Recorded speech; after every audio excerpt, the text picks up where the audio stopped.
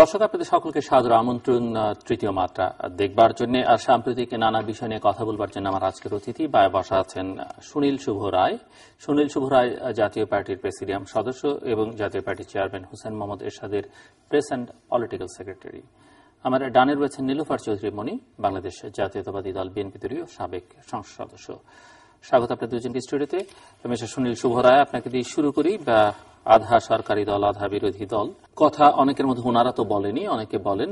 আবার আপনারা সরকারের ভালো কাজগুলো যেগুলো আপনাদের কাছে মনে হচ্ছে, আপনাদের ভাষা আপনারা প্রশংসা করছেন, যেগুলো সমালোচনা করবার মতো সেগুলো সমালোচনা করছেন। কিন্তু আপনার দলের চেয়ারম্যান প্রায় প্রতিনিয়তই বলছেন যে সরকার দেশ ঠিকভাবে চালাচ্ছে না। আরো অনেক কিছু তিনি বলছেন।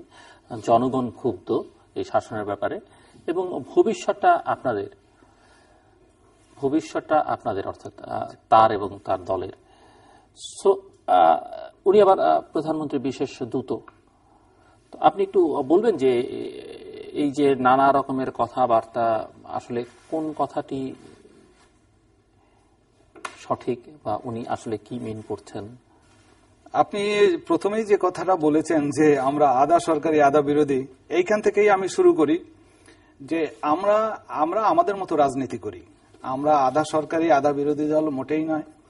আমরা বিরোধী দল, পুরো সরকারি পুরো বিরোধী দল। পুরো সরকারি যে সরকার, আপনাদের অংশীদারিত্ব আছে, মন্ত্রী আছে, অংশীদারিত্ব আমাদের, আবার বিরোধী দল সংসদে। প্রথমেই সেই প্রসঙ্গেই বলে রাখি যে আমাদের নিজস্ব পলিসি আছে যে আমরা অংশীদারিত্বের রাজনীতিতে বিশ্বাস করি। সেই জন্য আমাদের একটা সংস্কার প্রস্তাব আছে যে নির্বাচন পদ্ধতি সংস্কার। সেখানে যে আনুপাতিক ভোটের ভিত্তিতে আমাদের সংসদ সদস্য নির্বাচিত হবে, ক্ষমতার ভাগাভাগি হবে।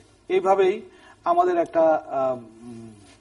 আমাদের পলিসি, আমাদের একটা সংস্কার কর্মসূচি আছে।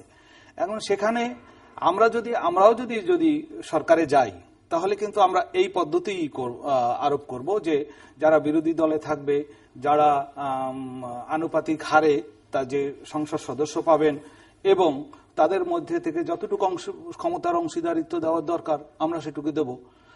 সেই পলিসিটা নিয়েই আমরা এখানে আছি। আবার আপনি বলেছেন, হ্যাঁ, আমাদের পার্টি চেয়ারম্যান উনি প্রধানমন্ত্রী বিশেষ দূত আছেন, সত্য কথা। কিন্তু যেখানে যতটুকু বিরোধিতা করা দরকার, যেটুকু প্রতিবাদ জানানো দরকার, সেটুকু কিন্তু আমরা করছি। এমনকি আমরা রাজপথে আমরা অবরোধ নয়, আমরা অবরোধ হরতালে আমরা বিরোধিতা করি।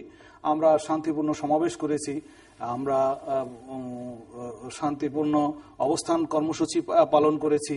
তারপরে যখন বিদ্যুৎ গ্যাসের ব্যাপারে আমাদের প্রতিবাদের কথা জানিয়েছি, আবার যেটা ভালো সেটার প্রশংসাও করেছি। এখানে আধা সরকারি আধা বিরোধী দল নয়। একটু জাস্ট 2 মিনিট আমাদেরকে বলবেন যে দেশ কেমন চলছে?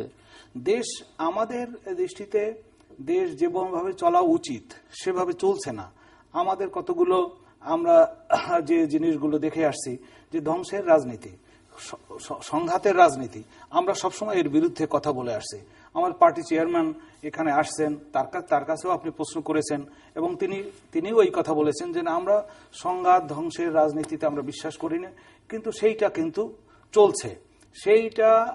আর এছাড়া যেহেতু বিরোধী দল একটি, আমাদের বাস্তব কথা হলো এটা যে একটা বড় একটি রাজনৈতিক দল যারা সবেমাত্র ক্ষমতা ছেড়ে দিয়েছেন, ক্ষমতা থেকে চলে গেছেন, তারা নির্বাচন না করায় একটা শূন্যতা যে সৃষ্টি হয়েছে, সেই শূন্যতাটা পুরো রাজনীতির উপরেই সেটা প্রভাব বিস্তার করেছে। যে কারণে কিছুটা রাজনৈতিক পরিবেশের উপরে একটা বিরূপ প্রভাব পড়েছে।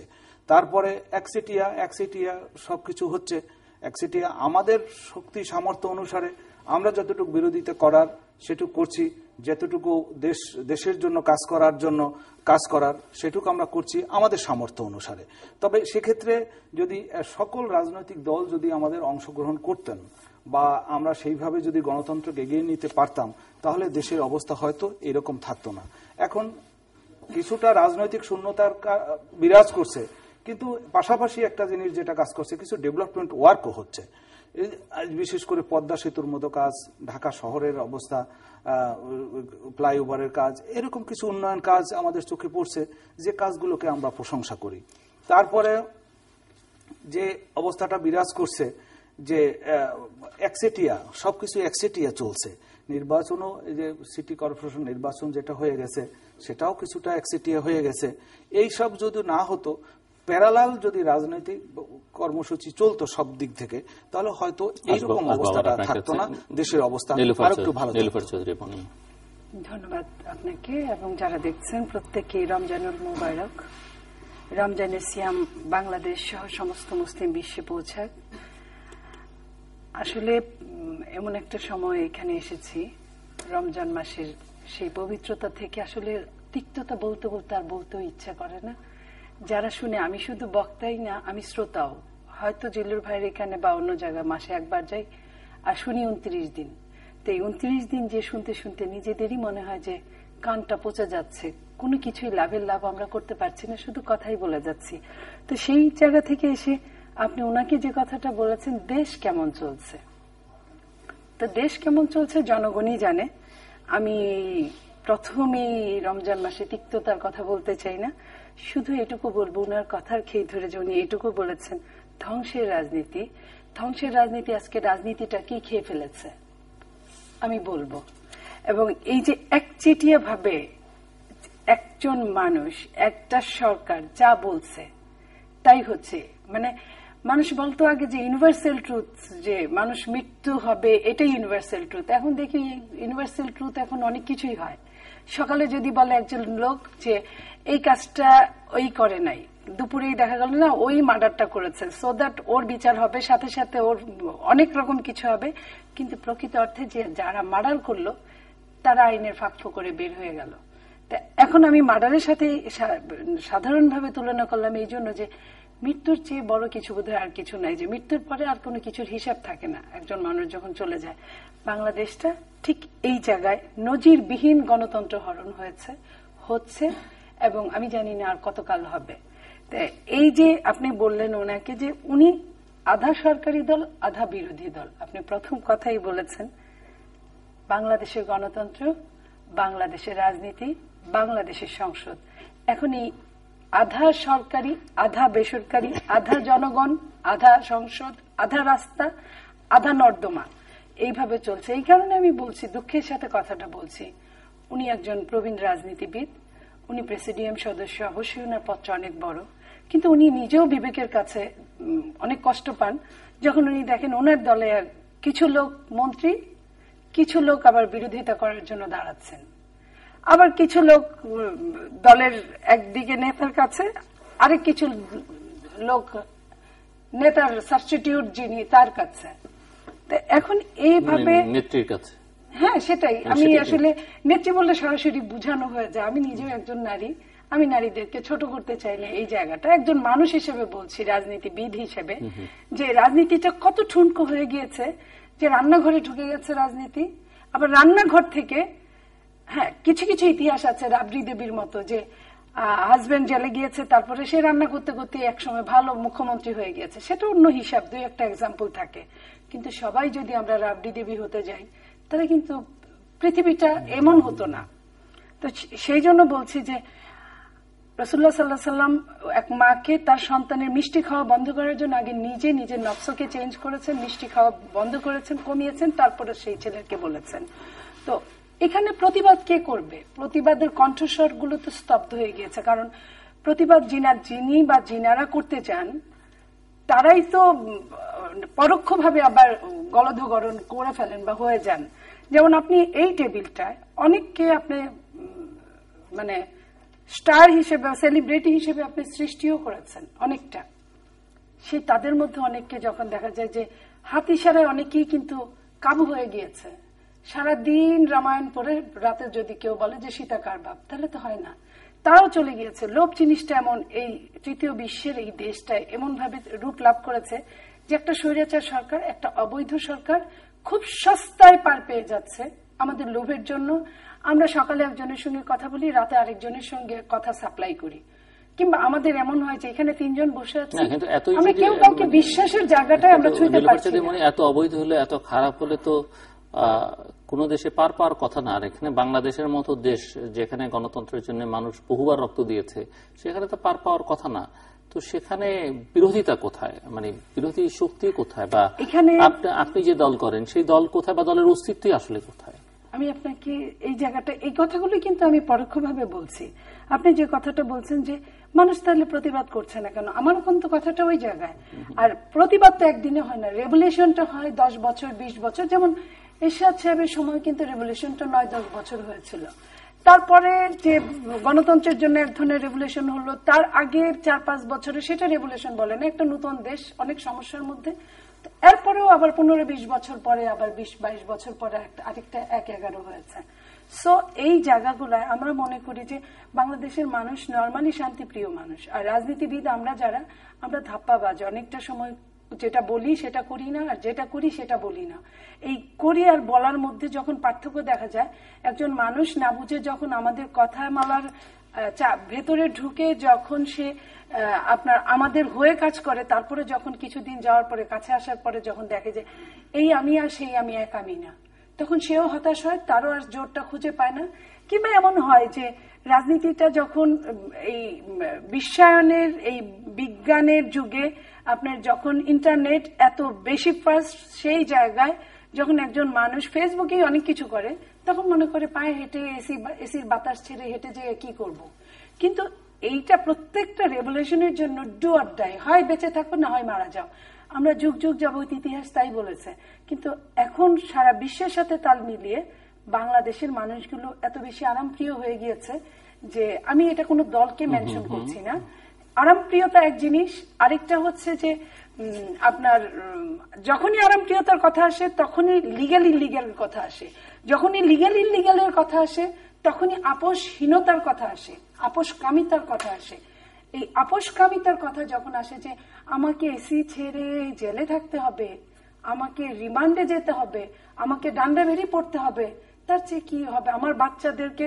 আর এখন তো অভিনবভাবে মানুষ কক্ষিগত করে বা ব্ল্যাকমেইলিং করে, সেটা হলো একদম অভিনব পন্থায়, নিজেকে না পারলে সন্তানকে দিয়ে, সন্তানকে না পারলে স্ত্রীকে দিয়ে, এইভাবে মানুষ মনে করে যে একটাই তো জীবন, আর বাকি জীবন আর কি করব। হয়তো এখান থেকে আমাদের সেই ছেলে কবে হবে আমি জানি না। যেমন এত কিছুর মধ্যে আমি একটা লোককে আজকে আপনার তৃতীয় মাত্রায় স্যালুট করতে চাই, সেটা হলো ডক্টর জাফরুল্লাহ। কয়েকদিন আগে যে কাজটা উনি করেছেন, উনি কিন্তু আদালতে গিয়ে দাঁড়িয়েছেন, 1 ঘন্টা উনি শাস্তি ভোগ করেছেন, তারপরেও বলছেন দরকার পড়লে আমি অ্যাপিল করব, কিন্তু আমি জরিমানা দিব না। তো সেই লোকগুলো, কিছু লোকের যদি সমন্বয় ঘটে এরকম হতে পারে যে আগামী ভালোর কিছু মুখ দেখব। আমি আপার প্রতি সম্মান রেখেই বলছি যে আপনি গণতন্ত্রের কথা বলছেন, অবৈধ সরকারের কথা বলছেন। গণতন্ত্র বিঘ্নিত হয়েছে, এটা কিছুটা হলেও বিঘ্নিত হয়েছে, কিন্তু সেই বিঘ্নের জন্য যদি বর্তমান সরকারি দলকে আপনারা দায়ী করেন, সমানভাবে আপনারাও কম দায়ী নয়। কারণ আপনারা নির্বাচনটা যদি অংশগ্রহণ করতেন তাহলে দেশের অবস্থা আজকে এরকম থাকতো না। দেশে শান্তিপূর্ণ পরিবেশ বিরাজ করতো, একটা রাজনৈতিক পরিবেশ বিরাজ করতো। যেভাবে যে নির্বাচনটা হয়েছে, যেভাবে হোক আপনারা ওয়াক ওভার দিয়েছেন, তারা সেইভাবে নিয়ে এনেছে, কিন্তু নির্বাচনটা তো নিয়মতান্ত্রিক পন্থায় নির্বাচনটা হয়েছে। আপনারা যদি আসতেন তাহলে তো এটা হতো না। তারপরে বলছেন যে দেশের যে একটা অবস্থা, এখন কেউ প্রতিবাদ করার মতো নেই। প্রতিবাদের ভাষা কি আপা, মানে পেট্রোল বোমা? প্রতিবাদের ভাষা কি বাসে আগুন দেওয়া? প্রতিবাদের ভাষা কি মানে গাছ কেটে ফেলা? এই অবস্থা থেকে যদি আপনাদের রাজনীতি বেরোয় না আসে, আপনাদের রাজনীতি মানে যে কোনো রাজনীতি যদি এখান থেকে বেরোয় না আসে, তাহলে তো দেশে সুষ্ঠু শান্তিপূর্ণ অবস্থা কখনো ফিরে আসবে না। তারপরে আমি ধ্বংসের রাজনীতির কথা আমি আগেও বলছি। আপনি একটা কথা বলছেন যে আমাদের দলের কেউ মন্ত্রী আছে, কেউ আমরা বিরোধী দলে আছে। আমি সে সঙ্গে আমি কিন্তু আগেই বলে গেছি যে আমরা এই নীতিতেই আমরা বিশ্বাস করি। এখন আমি এও বলছি যে আমরা যদি ক্ষমতা আসতে পারি, ঠিক আপনাদেরও বা যারা অন্য বিরোধী দলে থাকবে বা অন্য তাদের যে অংশীদারিত্ব থাকবে, আমরা তাদের সেই আমন্ত্রণ জানাবো। এখন ক্ষমতার অংশীদারিত্বের, হ্যাঁ, এখন ব্যাপারটা একটা কার্যকর অপোজিশন না থাকলে দেশের ডেমোক্রেসি স্ট্রেংথেন হয় বা এইটা এতদিন ধরে আপনারা এইটাই চলে আসছে যে একটা বিরোধী দল থাকতে হবে, সেই বিরোধী দল একেবারে সংসদের বাইরে একেবারে যা সমস্ত কিছুতেই প্রতিবাদ করতে হবে। প্রতিবাদ বিরোধিতার কথা আমি মেন করছি না, বাট একটা বিরোধী দল যেটা যৌক্তিক সেটার বিরোধিতা সমালোচনা তার জন্য চাপ প্রয়োগ করা, সেটা কি সরকারের মধ্যে জাতীয় পার্টিতে সেই কাজটা করতে পারে না? কারণ জাতীয় পার্টি করতে গেলে তার মন্ত্রিত্ব হারানো, বিশেষ দূতের পদ হারানো, সেই ভয়গুলো থাকে। এই সংসদের এই বর্তমান সংসদের যদি আপনি করেন, এই সংসদ থেকে বিরোধী দল হিসাবে জাতীয় পার্টি কিন্তু ওয়াকআউটও করেছে। এখন ওয়াকআউট করেছে তাই বলে কি তারা বিরোধী দল হিসাবে তাদের মানে তারা সরকারের অংশ হিসাবে তারা বিরোধী ওয়াকআউট করেছে? তারা বিরোধী দল হিসাবে ওয়াকআউট করছে। যেখানে সংসদে বলেন, সংসদের বাইরে বলেন, আমরা জাতীয় পার্টি আমরা কোথায় সরকারকে তোয়াজ করে কথা বলি বা সরকারকে একেবারে, সরকার যদি জাতীয় সংসদে এমন কোন বিল আনে যে বিল জাতীয় পার্টি মনে করে দেশের স্বার্থ বিরোধী, জনগণের স্বার্থ বিরোধী, তার সেই বিলের বিরুদ্ধে ভোট দিতে পারবে? অবশ্যই পারবে। জাতীয় পার্টি যারা মন্ত্রী আছেন তারা কি করবেন? সেক্ষেত্রে পরিস্থিতি দরকার হয় যদি আমরা আমাদের যারা মন্ত্রিসভায় আছেন তারা দেশের সেবা করার জন্য, জনগণের সেবা করার জন্যই আছেন। এখন যদি সেখানে সরকার যদি জনগণের স্বার্থের পরিপন্থী, দেশের স্বার্থের পরিপন্থী কোনো বিষয় সেখানে উত্থাপিত হয়, তাহলে মন্ত্রিত্ব যখন তখন ছেড়ে দিয়ে দরকার হয় তারা প্রতিবাদ করবে, তারা ওয়াকআউট করবে বা যেভাবে যা কিছু করার তাই করবে। সেখানে যেমন মনে হয় নীলুফার চৌধুরী বনি কিছু উনি বলেছেন যে উনার অরিজিনাল বিরোধী দল। আমি উনার কথার প্রতি সম্মান দেখিয়ে বলতে চাই, আমি মন্ত্রিত্বের কথা বাদই দিলাম। উনার নেত্রী যখন, বিরোধী দলীয় নেত্রী যখন মোদির সাথে দেখা করলেন, উনি কি একটা বারও বলেছিলেন যে এই যে ট্রানজিটটা কিভাবে ভুটান, নেপাল, উনি কি জানতে চেয়েছিলেন? উনি কি একটাবার, যেমন ধরেন ট্রানজিটের একটা ব্যাপারে যে অসত্যের কত রূপ, সেই প্রশ্নটা তাহলে আমি একটু বলি, যেহেতু আমরা সরকারি দল না, বেগম জিয়াও দেখা করেছেন, তিনি কি এই প্রশ্নগুলো তুলেছেন কিনা? জি, উনি কি এটা বলেছেন যেমন ভারতকে চট্টগ্রাম ও মংলা সমুদ্র বন্দর ব্যবহার করতে দিয়েছে, সেইখানে ট্রানজিটের নামে যে করিডোরটা ব্যবহার হবে, ওইখানে বিভিন্ন রাস্তাগুলো ব্যবহার করবে, সেটা প্রকাশের পরে তখন কিন্তু পররাষ্ট্র সচিব শহীদুল ইসলাম স্বীকার করেননি। সাংবাদিকদের প্রশ্নের জবাবে উনি বলেছিলেন, নাটো চুক্তির মধ্যে কোথাও চিটাগাং এবং মংলার কথা আমি দেখছি না, মানে শব্দগুলোই আমি দেখিনি। হোয়ারেস তার দুই একদিন পরে নৌ পরিবহন সচিব শফিক আলম সাহেব স্বীকার করেছেন, হ্যাঁ চিটাগাং এবং মংলা ট্রানজিট দিয়েছি। সাধারণভাবে বিরোধী দল বিবিসির সঙ্গে বলেছেন, এখন সাধারণভাবে বিরোধী দল সংসদে কি একটা বার কেউ জিজ্ঞেস করেছে যে এই প্রতিবেশী রাষ্ট্রের সাথে চুক্তি হতেই পারে, হবে, পৃথিবীতে চলতে গেলে সমাজবদ্ধ জীব হিসেবে চুক্তি হবে, কিন্তু ওনারা কি একবার সংসদে দাঁড়িয়ে বলতে পেরেছে যে কি চুক্তি হয়েছে জনগণের সম্মুখে সংসদে, মহান জাতীয় সংসদে উত্থাপিত করা হোক? ওনারা বলতে পারেনি। ওনারা কি নরেন্দ্র মোদীর সাথে কথা বলার সময় কি বলেছে যে কি চুক্তি কি হলো আমরা জানি না, এটা আমাদের সম্মুখে এইখানে ভারত এবং বাংলাদেশ যৌথ সাংবাদিক সম্মেলনে আমাদেরকে উপস্থিত রেখে এটা প্রকাশ করা হোক, সেটা বলতে পারে না। আমি কিন্তু এখন খুব গুরুত্বপূর্ণ কথাগুলো বলছি, আন্তর্জাতিকভাবে আমাদের দেশকে শুধু বাংলাদেশ পেল কতটুকু, এই কথাটা কি ওনারা একবারও জিজ্ঞেস করেছে? করতে পারে নাই। বাংলাদেশ দিল কতটুকু? আমরা কিন্তু পত্রিকাগুলো, বিভিন্ন মিডিয়াগুলোতে আমরা জানছি যে এটা দিয়েছে, এটা দিয়েছে, এটা দিয়েছে, এবং কোনো মিডিয়ার সাথে কোনো মিডিয়ার মিলছে না। কারণ যেহেতু সব ভাষা কথা, পত্রিকার সাংবাদিকরা তাদের প্রয়োজনে, তাদের সংবাদপত্রের প্রয়োজনে এগুলো জোগাড় করেছে। এটা তো সত্যিকার অর্থে বিরোধী দলের কাজ। বিরোধী দলকে এই কাজটা করেছে। কিংবা আমি ওটাও বাদ দিলাম, আমাদের 4-5টা মেয়র আছে, কিছুদিন আগে এত কিছুর পরে যে নির্বাচিত হলো, একটার পর একটা সরকার বিভিন্ন অজুহাত দেখিয়ে, বিভিন্ন মামলা দেখিয়ে, মেয়র মানে কিন্তু বিএনপির মেয়র না, মেয়র যখন হয় জনগণের ম্যান্ডেট নিয়ে স্থানীয় সরকারের, সেটা একটা জনগণের প্রতিনিধি, জনগণের প্রতিনিধি হিসেবে কাজ করবে সরকারের সাথে, সরকারের কাছ থেকে অর্থ নিয়ে বিভিন্ন মন্ত্রণালয় থেকে এলাকার সেবা করবে। সেইখানে যখন আরিফ সাহেব সিলেটের, মান্নান সাহেব গাজীপুরের, বুলবুল সাহেব রাজশাহীর, এবং সর্বশেষ মনি খুলনার, তাদের মেয়রশিপ কারো বিভিন্ন ভাবে নেওয়া হয়েছে এবং কারোটা নিবে। এখন এই অবস্থায় বিরোধী দলের ভূমিকা কি? বিরোধী দল বলবে যে কেন, ওয়াই, এরা কি দোষ করেছে, এরা এদের মেয়রত্ব রাখবে, পাশাপাশি এদের নামে মামলা হলে সেটা মোকাবেলা করবে। নিয়ম কি? সরকারিভাবে বা আইন অনুযায়ী নিয়মটা হচ্ছে যে যদি কারো 5 বছরের অধিক বা একটা টাইমের অধিক জেল হয়, সেই জেল চলাকালীন এবং জেলের একটা পরবর্তী সময় পর্যন্ত সে নির্বাচিত হয়ে থাকতে পারবে না বা নির্বাচন করতে পারবে না। সেইখানে কি এমন এরা করলো যে 4-5টা মেয়র এত কষ্ট করে এত কিছু, এত হাত ভাঙা পা ভাঙা রক্তের বিনিময়ে এই মেয়রশিপ পাওয়ার পরেও তারা সরকারের এক তুড়িতেই রাখতে পারছে না। ওনারা কি একবার উনি বললেন যে যদি নির্বাচনে আসতেন, আমি ওনার ধরে নিলাম উনি জেন্টলম্যান, উনি জেন্টলম্যানের মতোই কথা বলেছেন, যদি নির্বাচনে 2014 নির্বাচনে বিএনপি আসে নাই, সমস্ত জাতির অনেক বুদ্ধিজীবীরা বলেছেন যে এটা বিএনপি ভুল করেছে। সরকার তো বলবেই, সরকার বলবে, এটা আমরা ওখান থেকেই বুঝতে পারি। যে শেরে বাংলা একে ফজলুল হক বলতেন যে কলকাতারা যখন আমার নামে সুনাম করে তখন আমাকে মনে করতে হবে যে আমি দেশের বিরুদ্ধে কোনো কাজ করে ফেলেছি। ঠিক তেমন সরকার অনেক সময় অনেক কথা বলবে, যেটা সরকারের পক্ষ গেলে সরকার আমাকে যখন বাহবা দিবে তখন আমি মনে করবো আমি দলের বিরুদ্ধে কোনো কাজ করে ফেলেছি, আর সরকার যখন আমার সুনাম করবে তখন আমি মনে করবো যে মানে দলের বিরুদ্ধে কাজ করে। সরকার যখন আমার সমালোচনা করবে তখন মনে করবো যে আই এম অ্যাবসলিউটলি রাইট। সেই জায়গায় সরকার বলা আর আপনাদের বলা এক জিনিস না। সেটার বড় প্রমাণ হচ্ছে গত 2 মাস আগে যে মেয়র নির্বাচনটা হলো, আমাদের এজেন্টগুলো পর্যন্ত তাদেরকে ঢুকতে দেওয়া হয়নি, এবং যে অবস্থা করে রাতে, আগের দিন রাতে যেভাবে ভোট সিল মেরে নিয়েছে, এবং আমার জানা মতে বড় বড় সাংবাদিক এবং তার ওয়াইফরা ভোট চাইতে গিয়ে ভোট দিতে পারেননি। বাংলাদেশের অনেক প্রথিত যশোর সাংবাদিক আছে, আমি জানি ব্যক্তিগতভাবে, তাদের ফ্যামিলিরা ভোট দিতে পারে নাই।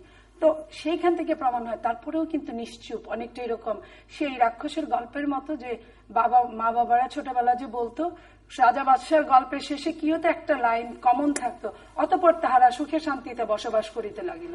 তা আমাদের অবস্থাটা এরকম হয়েছে, ভেতরে যত কষ্ট থাক, যত গুম থাক, যত খুন থাক, যত ক্রসফায়ার থাক, আমরা হাসি মুখে বলবো বাহ বাহ খুব ভালো সরকার, এই অবস্থায় চলছে।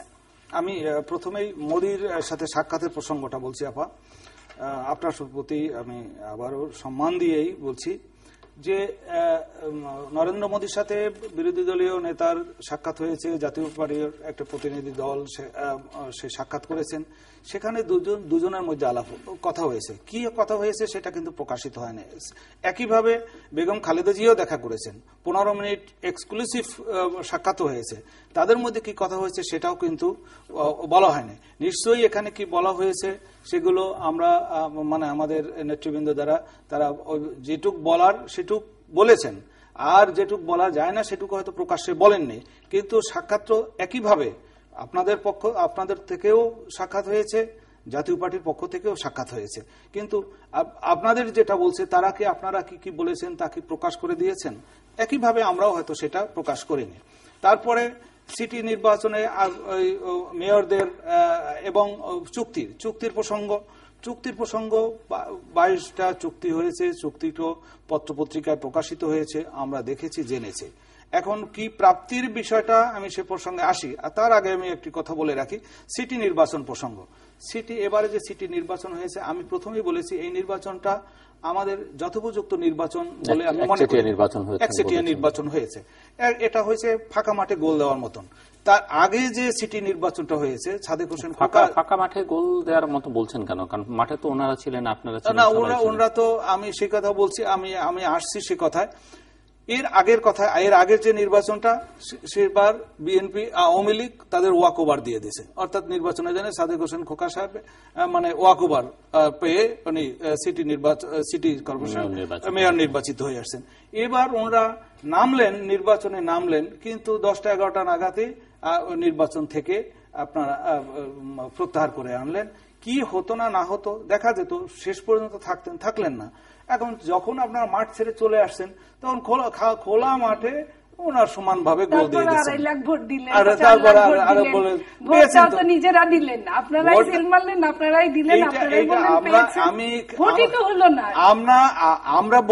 আমি সরকার কি করেছে সরকারের জবাব আমি দিতে যাব না বা দেবও না, তবে যে ভোটটা আপনারা তো পেয়েছেন, আমরা তো দেখছি যে আপনারা পাচ্ছেন বা পেয়েছেন, 2 লাখ 2.5 লাখ ভোট পাইছেন, সেটা সরকার দিয়ে দিয়েছে না আপনারা পেয়েছেন? জাতীয় পার্টির প্রার্থীদের যে ভোট প্রাপ্তি ঘটলো, সেটিতে জাতীয় পার্টির রিয়াকশন কি?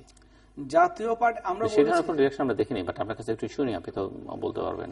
জাতীয় পার্টি আমাদের আমাদের আমাদের আশানুরূপ কি মোটেই আমরা ভোট পাইনি, জনগণ ভোট দেয়নি, জনগণ ভোট দেয়নি। আমরা সেটা বলছি যে নির্বাচন তো সেইভাবে এই তো স্বচ্ছ নির্বাচন হয়নি, ভোটাররা ভোট দিতে যায়নি। তারপরে ভোট কেন্দ্র খারাপ ছিল, দখল, একটি পক্ষ মাঠ ছেড়ে চলে আসছে, সেখানে তারপরে যখন দেখলো যে একটি পক্ষ মাঠ ছেড়ে ভোটাররা যায়নি, আমরা সেইভাবে ভোট পাইনি।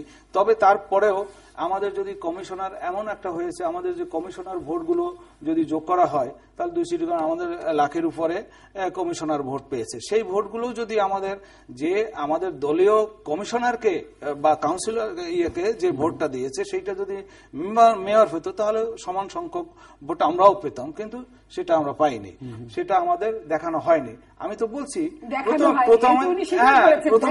আমি তো সে কথা প্রথমেই বলেছি যে এই নির্বাচনটা সেইভাবে নির্বাচনের অর্থে নির্বাচনের মতো হয়নি, সেটা তো আমি প্রথমেই আপনি প্রসঙ্গ আগেই বলে দিয়েছি। আপনি বলতে চাইছিলেন যে ভারতীয় প্রধানমন্ত্রী বাংলাদেশ সফর থেকে কি প্রাপ্তি হয়েছে, আপনি বলছেন যে প্রাপ্তির বিষয়টা দেখেন, প্রাপ্তি কতটুকু পেয়েছি কি পাইনি সেটা হচ্ছে একটি জিনিস আপনি খেয়াল করেন যে 68 বছর আমাদের জনগোষ্ঠীর একটা অংশ, তাদের সংখ্যা এই 68 বছর সংখ্যা প্রায় 55 থেকে 60,000 মানুষ।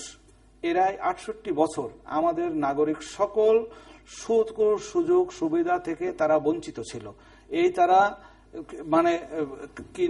তারা শিক্ষা, স্বাস্থ্য কোন সুযোগ থেকে তারা সকল সুযোগ থেকে তারা বঞ্চিত ছিল 68 বছর ধরে।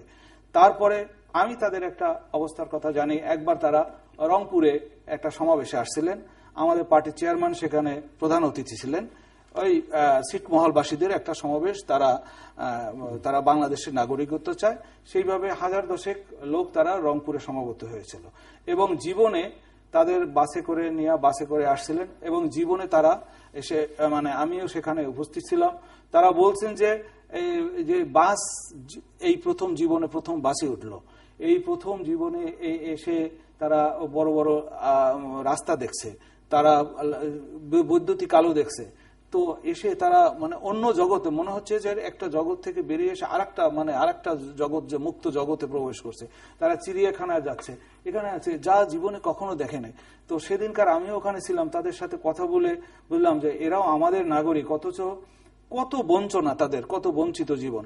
এই মানুষগুলো 68 বছর ধরে বঞ্চনার মধ্যে ছিল, কিন্তু কিছু হোক বা না হোক অন্তত সেই মানুষগুলো তো মুক্ত হয়েছে। আমি ওমর খৈয়ামের একটা কবিতার 2টি লাইন আমি বলি, যে উনি একটা কবিতা বলেছেন যে ধূসর মরুর উষর বুকে বিশাল যদি প্রাসাদ গড়, একটি জীবন সফল করা তার চেয়ে যে অনেক মস্ত বড়।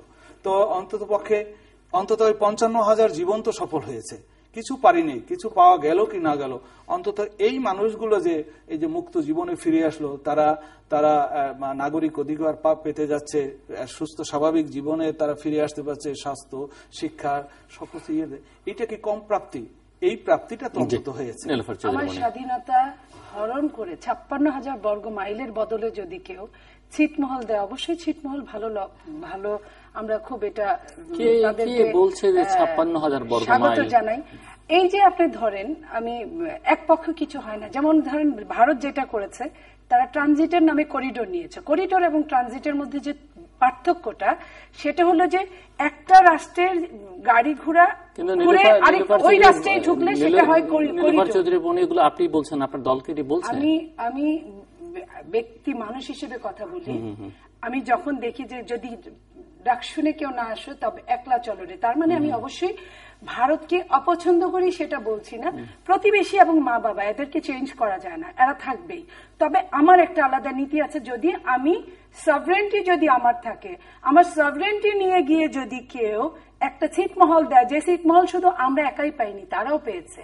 তো এই ছিটমহল ভাগাভাগিটাকে কেন্দ্র করে যদি আমার 15টা রোড নিয়ে যায়, আমার ডিপ সি পোর্ট নিয়ে যায়, আমি যখন ঢাকা থেকে যমুনা সেতু পার হই তখন আমাকে টোল দিতে হয়, আমি এমপি মন্ত্রী যাই হই না কেন আমাকে টোল দিতে হয়। কিন্তু প্রতিবেশী রাষ্ট্র যখন আমার উপর দিয়ে, আমার বুকের উপর দিয়ে যখন 100-200 চাকার গাড়ি নিয়ে যায়, তখন কিন্তু কোনো টোল দিতে হয় না।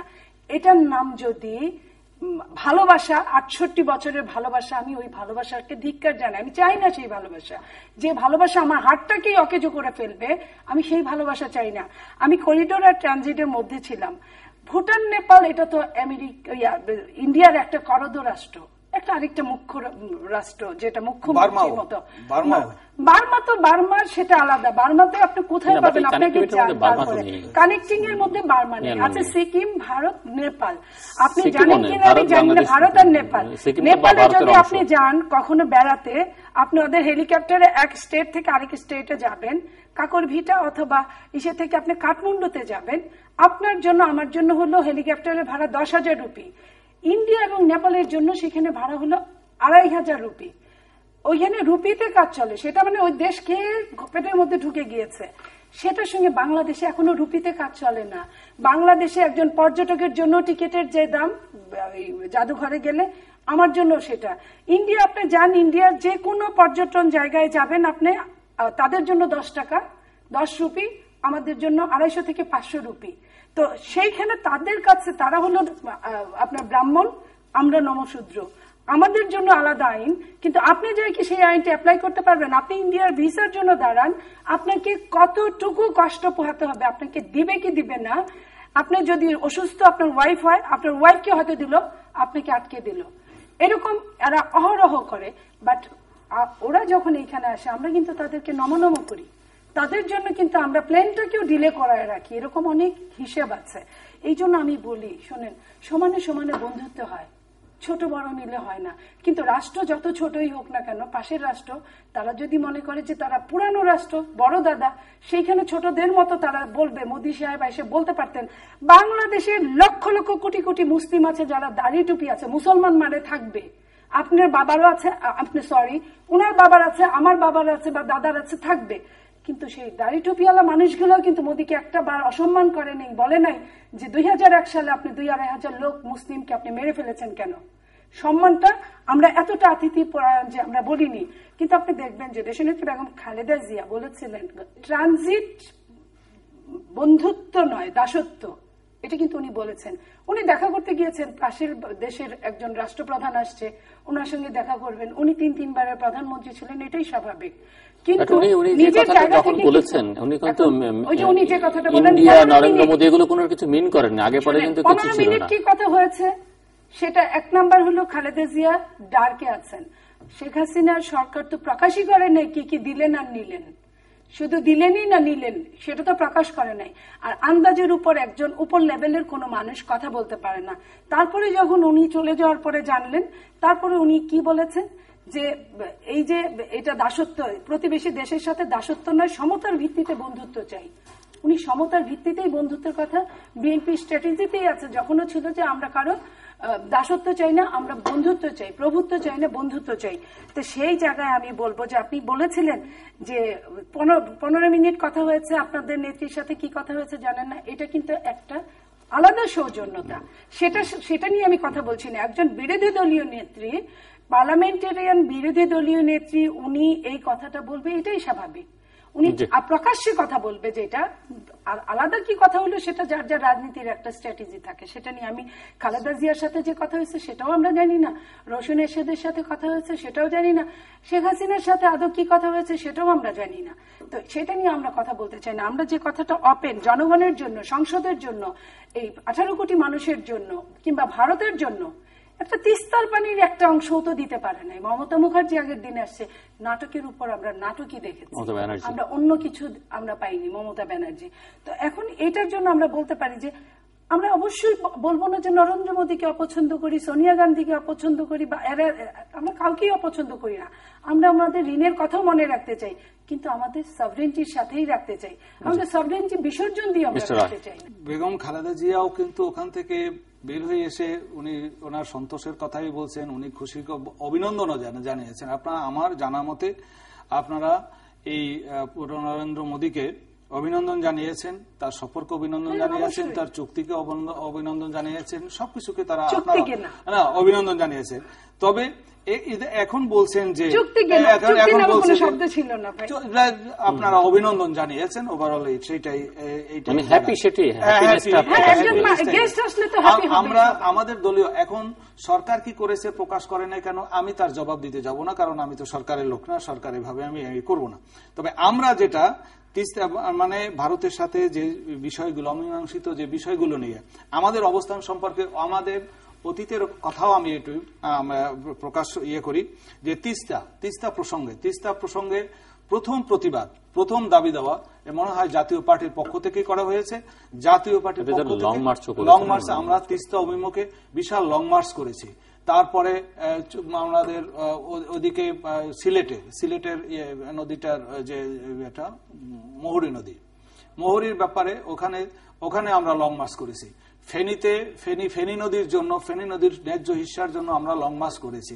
আমরা মানে এই ভারতের কাছ থেকে অভিন্ন নদীর মানে ন্যায্য হিস্যা পাওয়ার জন্য জাতীয় পার্টির সবচেয়ে বেশি প্রতিবাদী ভূমিকা, বেশি দাবি দেওয়া নিয়ে মাঠে নেমেছে, রাস্তায় নেমেছে, রাজপথে নেমেছে, আন্দোলনে করেছে। আমরাও প্রত্যাশা করেছিলাম চেয়ারম্যান, আমাদের পার্টি চেয়ারম্যান ওনাকে নরেন্দ্র মোদীকে অভিনন্দন জানিয়ে যে এই সফরকে অভিনন্দন জানিয়ে যে বিবৃতিটা দিয়েছেন, বিবৃতিটা যদি আপনার স্মরণে থাকে বা আপনার চোখে পড়ে থাকে তাহলে আপনি দেখবেন সেখানে যে আমরা হয়তো ছিটমহলের সমস্যা সমাধান হবে। তো আমরা একান্তভাবে আশা করি যে তিস্তার সমস্যাটাও সমাধান হবে। তিস্তার ন্যায্য হিস্যা, আমাদের ভারতের সাথে যে অভিন্ন নদীগুলো আছে সেই নদীগুলোর পানির ন্যায্য হিস্যাটা আমরা এবার পাবো, এই প্রত্যাশা আমাদের ছিল।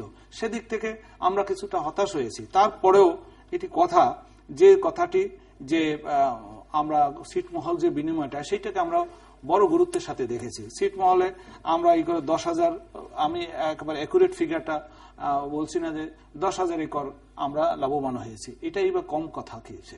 তা বাদে মোদী 17,000 একর ওই পাশে না, আপনার একটু ভুল হচ্ছে। মোট 17,000 একর ছিল মানে ছিটমহল। তার মধ্যে ভারত পেয়েছে 7,000 একর এবং বাংলাদেশ পেয়েছে 17,000 একরটাই, মানে ভারতের চাইতে 10,000 একর বাংলাদেশ বেশি পেয়েছে। এখন দেখেন মোদির কথাও আপনাদের চিন্তা করতে হবে।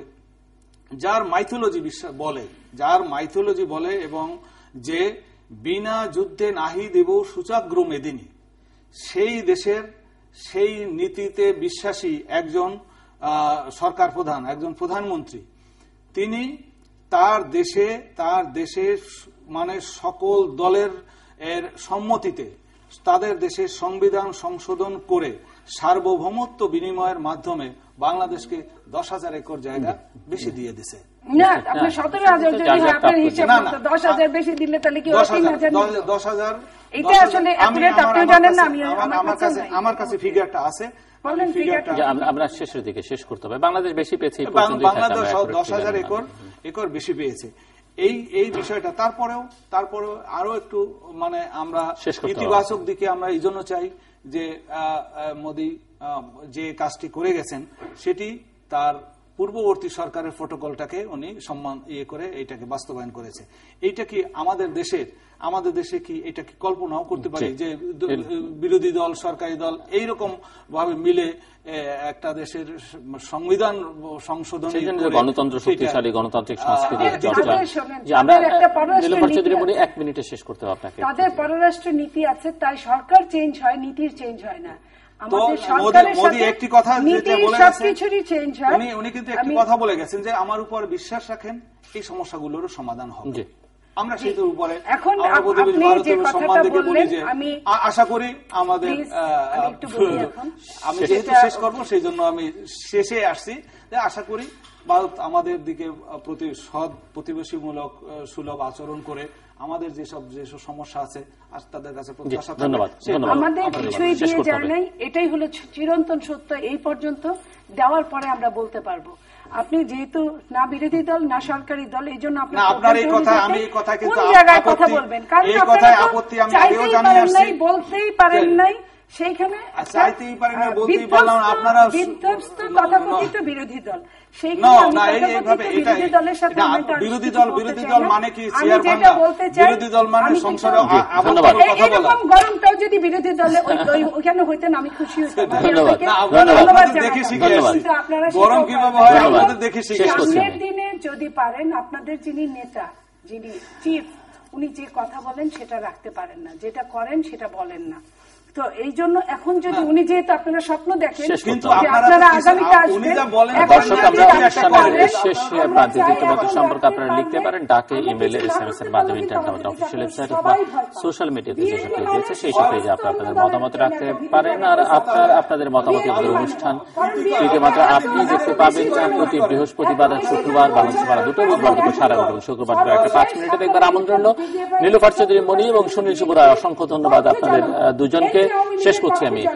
দর্শক আমরা অনুষ্ঠানের শেষ প্রান্তে এবং দুজনের কথাই এটি এসেছে যে গণতন্ত্র এখানে আসলে বিঘ্নিত হচ্ছে, গণতন্ত্র তার যে অবস্থানে থাকা দরকার সেখানে নেই।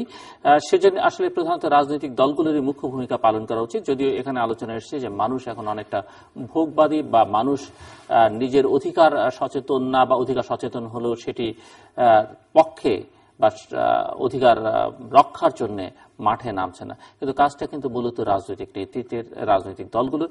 সেই জায়গায় রাজনৈতিক দলগুলোর যে দুর্বলতা, ব্যর্থতা, সেটি যতক্ষণ পর্যন্ত কাটিয়ে না ওঠানো যাবে, সেখানে আমরা প্রতিবেশী বলি আর বিদেশের সঙ্গে বলি কূটনৈতিক সম্পর্ক প্রতিষ্ঠা, নিজেদের স্বার্থ অক্ষুণ্ণ রাখা, তার জন্য যে জাতীয় ঐকমত্য দরকার, সেই ন্যাশনাল ইন্টিগ্রিটিটা না থাকলে কিন্তু সেগুলো করা সম্ভব নয়। কাজে আমাদের রাজনৈতিক দলগুলোরই আসলে এখন পর্যন্ত যথেষ্ট পরিমাণে দুর্বলতা আছে এবং সেই দুর্বলতা তাদের কাটিয়ে ওঠা অত্যন্ত জরুরি, দেশের স্বার্থে, দেশের গণতন্ত্রের স্বার্থে, দেশের উন্নয়নের স্বার্থে। দর্শক আমাদের সঙ্গে থাকবার জন্য অসংখ্য ধন্যবাদ। আপনাদের সবার জন্য শুভকামনা।